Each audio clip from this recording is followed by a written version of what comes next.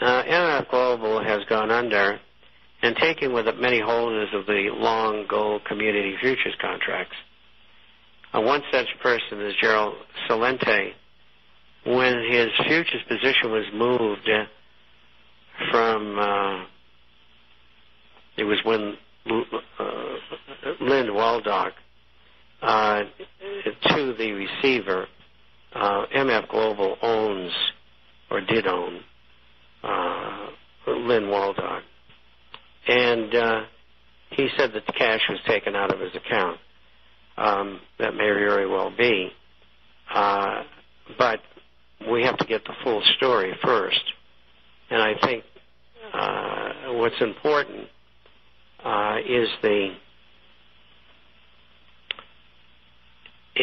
position that he was in. If he was flat and he just had cash in the account and they took it, they may have put it into an account where they're putting all monies. I don't know exactly what they're doing. And also, we don't know whether he was long positions, and gold and silver did go down. And he had said that he had gotten a margin call, but nothing was in his account. That seems rather strange to me. What it has done is elicited a tremendous amount of questions and consternation from people. I'm getting over 1,000 emails a day because he chose to tell the people that he may have lost his money. And we don't know that yet. And this is a letter, like many that I've gotten pertaining to this.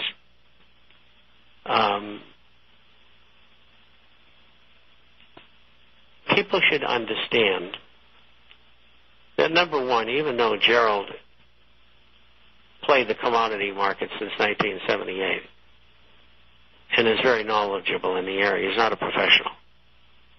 And I've had this discussion with him before.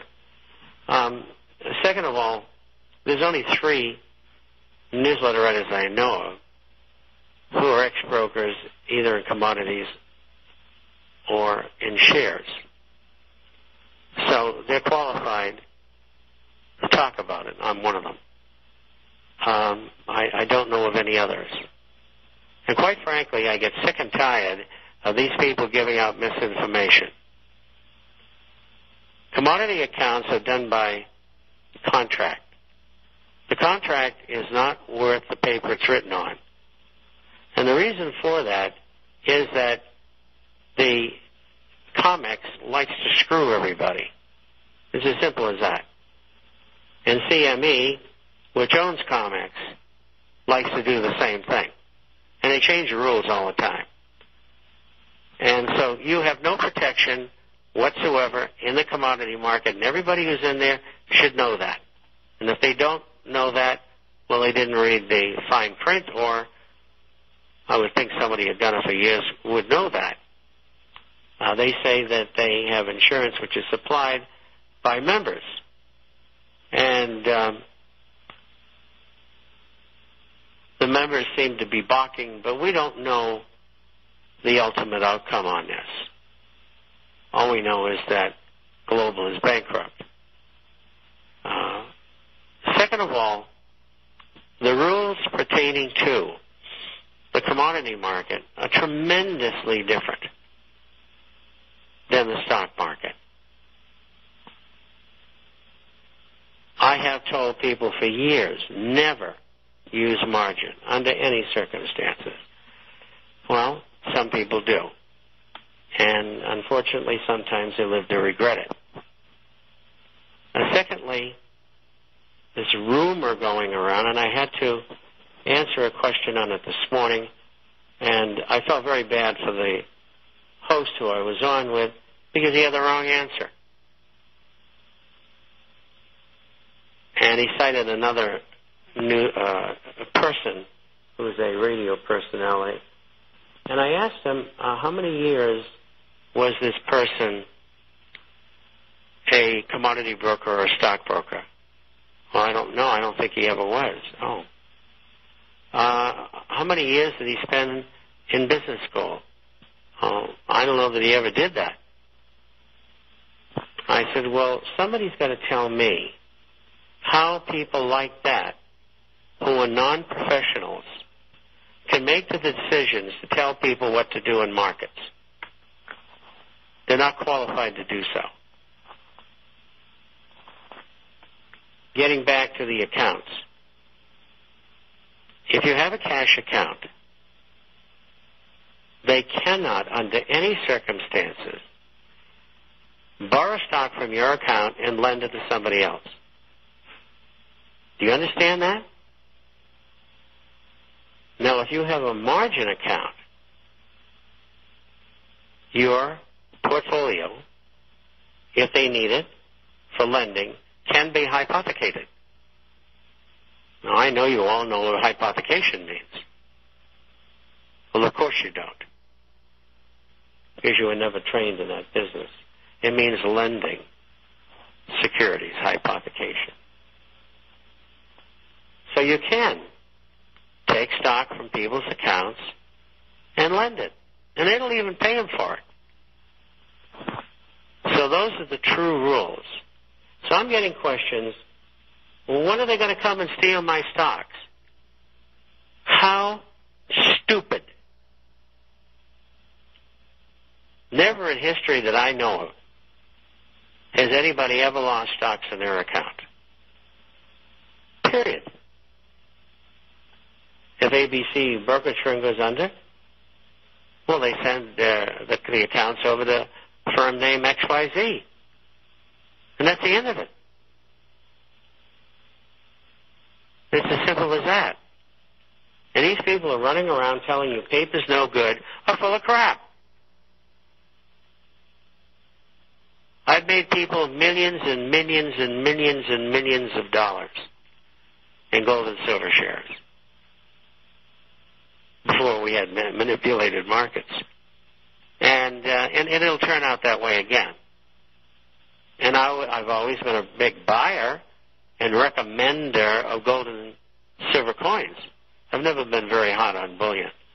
And I tell people to buy 30% in the coins and 70% in the stocks. And the reason I do that, generally speaking, is because that's where all the money's made, in the shares, at least historically. And until this run is over, we won't know what the answer for that is. But any of them are sure a lot safer than being in any other investments that I know of. What Gerald Salenti should have done is kept his mouth shut and not said anything. Because he's not the one that's getting all the questions. I am. Well, I'm buried enough as it is. The reason he's making the statements is he wants everybody to know, and I'm sure that's probably a way of perhaps thinking he'll get his money back a little bit faster than most. Perhaps. Well, I don't know that anybody will get any money back, and neither does he. And everybody may get every dime back. Mm-hmm. What I'm concerned about is where he was in the account when it was transferred to the receiver. If he received a request for margin assistance to mark the account to the market, that means he had to be long something on margin. And if it's gold and silver, it just dropped $100 and $5 on the silver, and it would have been naturally might have gotten a margin call. Now, if they separated the cash from the positions, then everybody's got a problem. But I don't know why they do that. But they may have. I mean, stranger things have happened. So what I'm saying here is we don't have the whole story yet. And I hope Gerald gets his money back and his positions back if he had any. And I hope everybody else does. I just want to make sure that people understand the difference between the commodity market and the stock market. No one is going to take your shares. Bob, isn't it? Period. Isn't it all just also a matter of risk? I mean, but sure, that's right. It is. Have plenty of money to take his money and take the additional risk that it costs going into options. He's been doing it for a long time.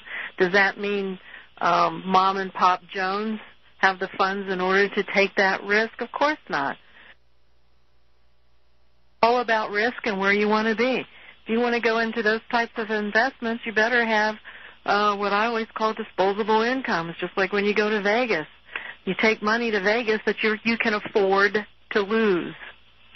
And so then when a situation like this occurs, well, you know, you're aware of it. You're prepared for it. But it's all a matter of risk. And that is a very high-risk investment. 10 years from now, Vegas might not even be there. Hey, the business. That's how bad things are. They're making all their money in Macau and places like that.